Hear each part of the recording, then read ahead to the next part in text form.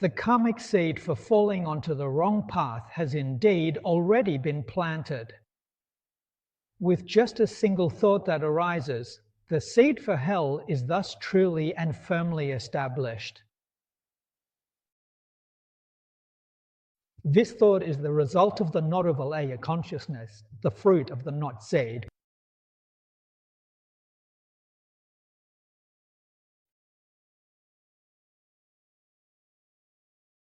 The result then becomes another seed, and the result turns into the cause again. When the right conditions come together, it manifests as a result once more.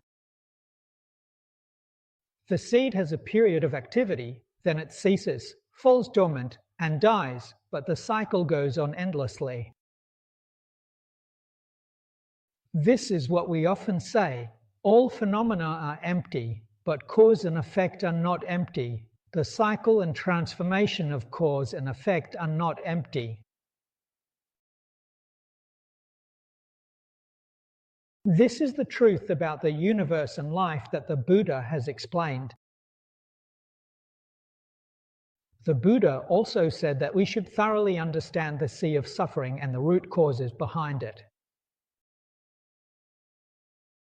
This sentence has a very deep and broad meaning.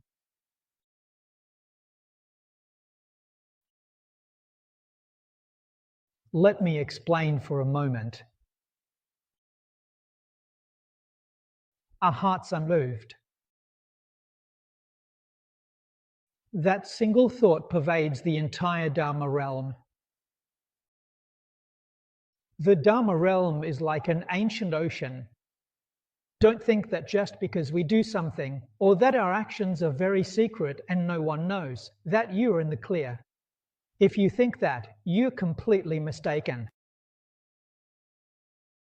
Your secrets may be hidden from others, but you're only fooling those who are ignorant. Ignorant, ordinary people don't know. But how could Buddhas and Bodhisattvas not know? Every arising thought fills all Dharma realm. These days, scientists call this thought waves. The speed of thought waves is so great, it's beyond imagination. The moment you have a thought, it instantly pervades everywhere.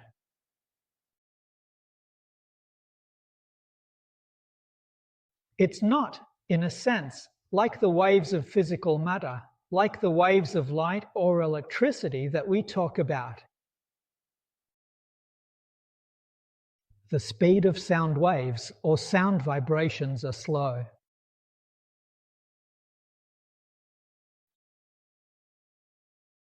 Take our current understanding of the Milky Way galaxy, for example. Scientists tell us that to travel from one edge of the Milky Way to the other at the speed of light would take approximately 200,000 years, 200,000 light years for light to make that journey. That really shows you just how incredibly, surprisingly, and almost unimaginably slow the speed of light actually is. In outer space, the speed of light is actually quite slow. But the waves of thought, however, are quite different. As soon as you move, the surrounding Dharma realm is affected, so you can immediately communicate with the Buddhas and Bodhisattvas. When we give rise to a good thought, we connect and resonate with Buddhas, Bodhisattvas, and heavenly beings. If we have an evil thought, we also connect with demon kings, evil spirits, and ghosts. They come to help you, to encourage your evil, to empower you. They help you fall into the three evil realms more quickly, to hurry you into hell. Those demons, monsters, and ghosts, they watch to see what kind of thoughts you have, what kind of mind you use. This is more important than anything else.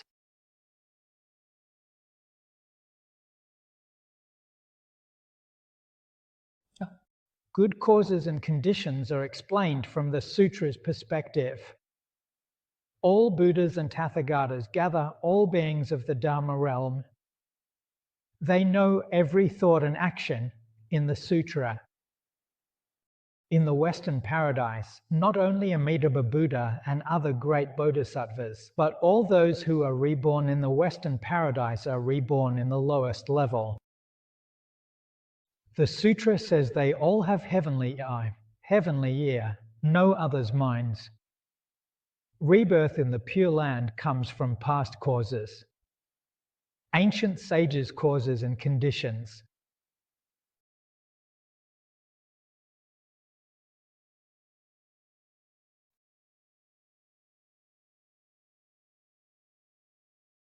So after reciting these passages from the Sutra, it really makes your hair stand on end.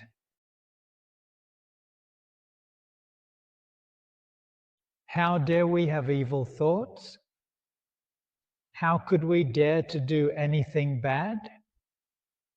What ability is there to hide things from others? Why do you try to hide things from others? It's nothing more than deceiving yourself and others. It's simply impossible.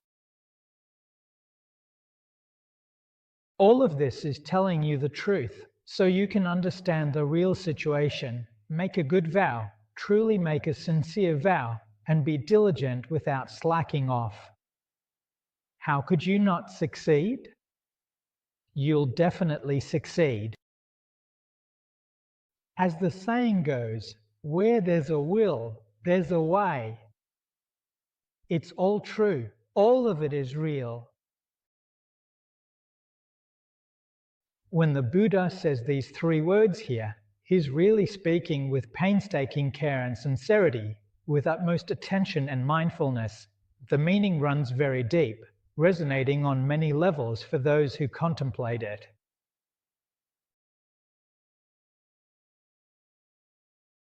Good.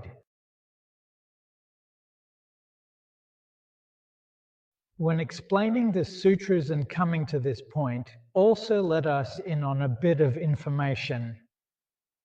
They say that bowing to the Buddha has at least 3 meanings. First, Bhikkhu Dharmakara had deep, truly profound, and exceptionally strong good roots. Earlier, we read that the world-honored one introduced this remarkable person to us as being exceptionally talented, courageous, and wise, truly outstanding in the world. He's not ordinary. He's very clever and insightful, wise beyond his years, deeply compassionate toward others, and unwaveringly determined in everything he does. So, for someone like this, how does one accomplish the adornment of a Buddha land? Is there really any need to say more? You should know this yourself.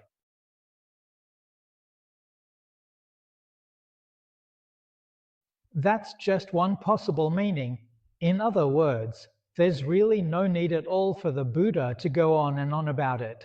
You should be able to figure it out on your own, without any extra explanation. Hu Quan had listened to the Tathagata for a long time, often hearing the teachings and the Dharma.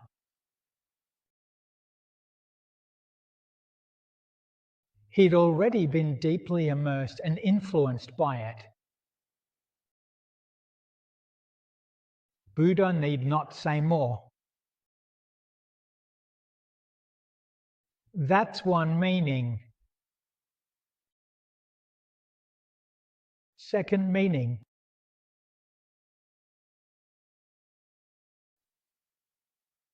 Is about embracing the Buddha land. Earlier, he had this deep aspiration, deep within himself, wanting to surpass the Buddha lands of all Buddhas.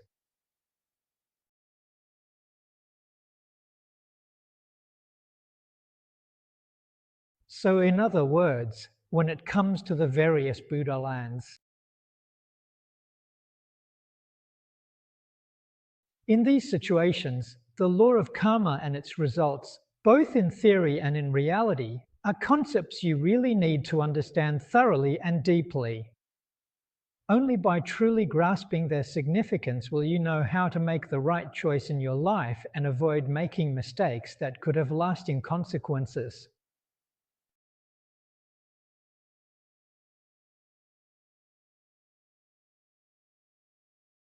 That's how you'll know what to accept and what to take on. Sentient beings, existing in a variety of different worlds, each possess their own distinct and unique dispositions.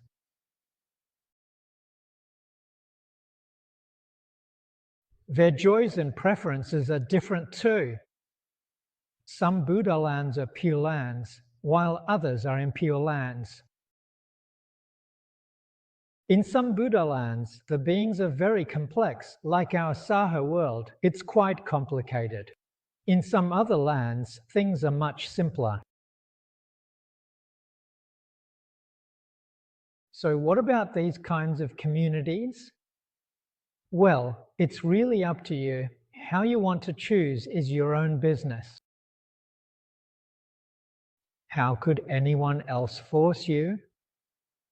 It's all about what you've carried on from the past, what you've liked before. So what this means is, you don't even need a Buddha to guide you in this. You're so clever and wise yourself, you can tell right from wrong, truth from falsehood, benefit from harm. You have the ability to judge all of that. So that's the second point. The third point is, when it comes to pure lands,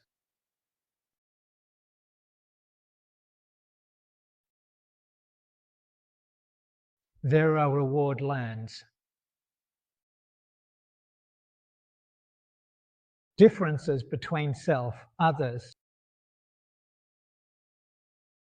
Reward lands. What we often talk about, the 10 jeweled adorned lands, as they are often called, those, indeed, are the Tathagata's reward lands.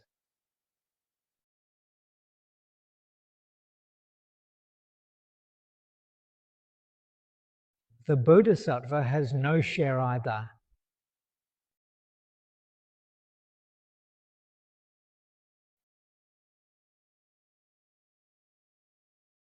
What is this section telling us? So a land refers to the environment we rely on. In other words, a living environment. Whether our living environment is good or bad actually manifests from our own mind. If your mind is good, the environment you live in will be good. Mind isn't virtuous, environment won't be either. Dependent retribution changes with proper retribution. The Buddha has achieved the ultimate, most perfect and complete goodness. That is precisely why the magnificent splendor of his reward land or realm is something that even the great bodhisattvas simply cannot compare to.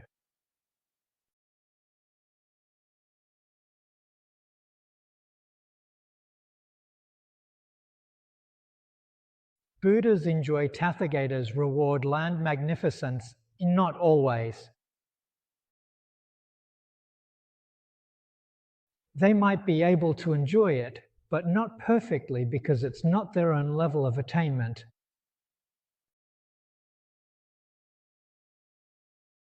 This idea is profound. Once we understand this, we'll realize that in this world today, we are living in the most extreme conditions.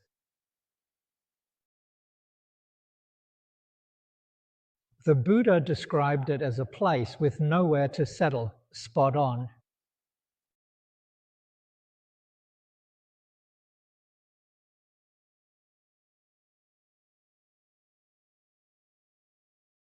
3,000 years ago, they talked about society 3,000 years in the future. The master knew it himself.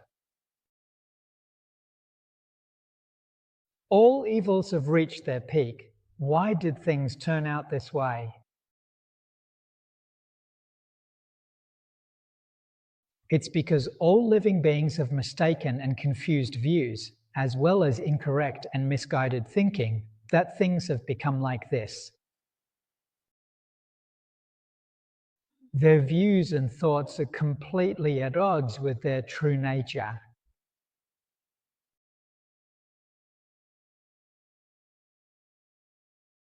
It's precisely because of these mistaken thoughts and views that countless troubles arise. You all need to understand attachment and clinging. These two are the main causes.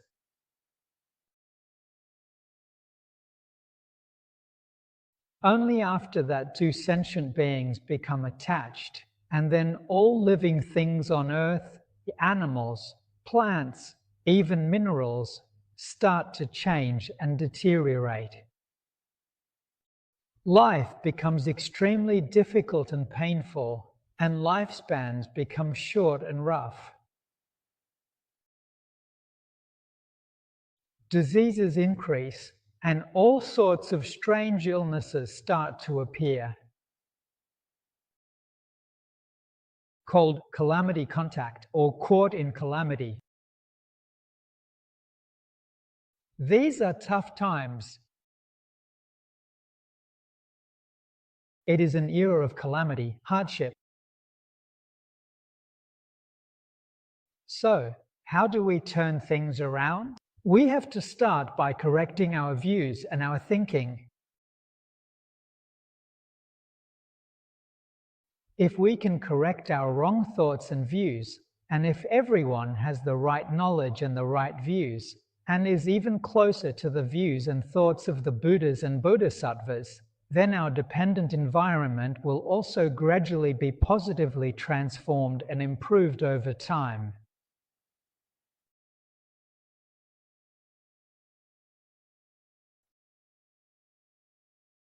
Buddhism can help all sentient beings and save them from all suffering and hardship. That's the reason behind it. So, the third meaning here is actually quite profound indeed. Dharmakara, the Tathagata King of Freedom, truly taught Dharmakara in detail about the Pure Land, saying, "You should learn this for yourself. You understand these principles.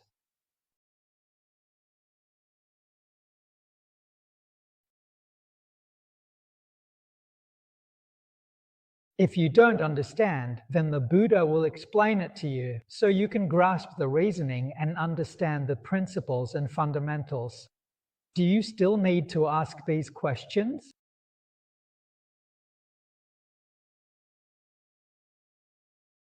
The Buddha's answer might seem he went to a lot of trouble for a simple question, but the meaning is profound. Out of time.